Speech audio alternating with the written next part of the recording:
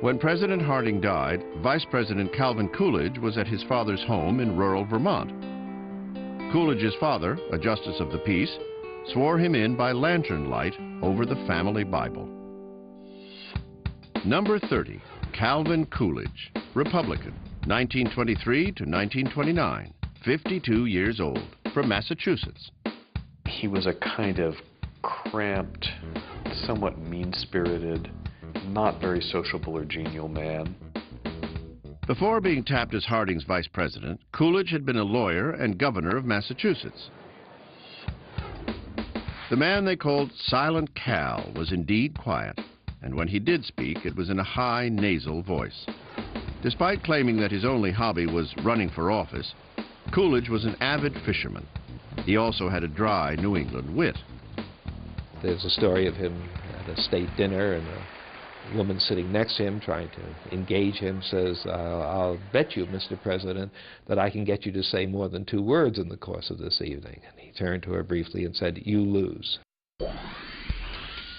Coolidge had a novel way of getting exercise by riding this mechanical horse in his White House bedroom. The president would ride it before dinner in the evening.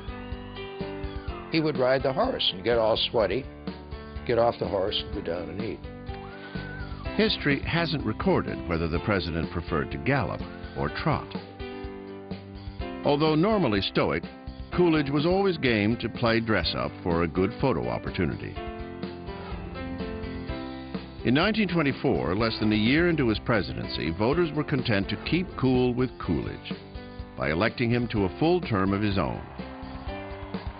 On March 4th, 1925, he was sworn in by Chief Justice William Howard Taft, the first time in history an ex-president gave the oath of office to a president. During his administration, Coolidge kept a tight rein on the federal budget. He used his veto power to kill pay raises for postal workers and bonuses for World War I veterans. He also lowered taxes twice. His goal was to keep government small and business booming. He believed in American business as the dominant force in American life. He once said, he who builds a factory builds a temple. He who works there worships there. Coolidge presided over a period of prosperity, but his economic policies failed to anticipate the future and the calamity of the Great Depression that lay ahead. Coolidge did what the times seemed to require. If he made a mistake, it was in the economics of the time, which he did not understand, and I think most of the people of his generation did not understand. The president may have missed the increasing signs of economic instability because his management style was to rely heavily on his cabinet.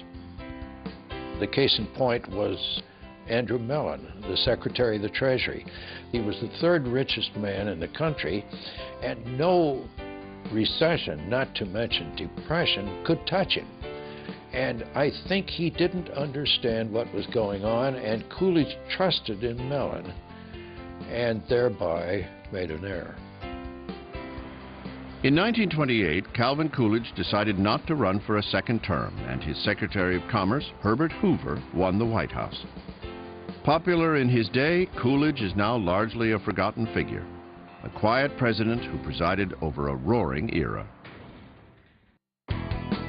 President Harding often hosted poker games at the White House and once gambled away a set of presidential china from Benjamin Harrison's administration.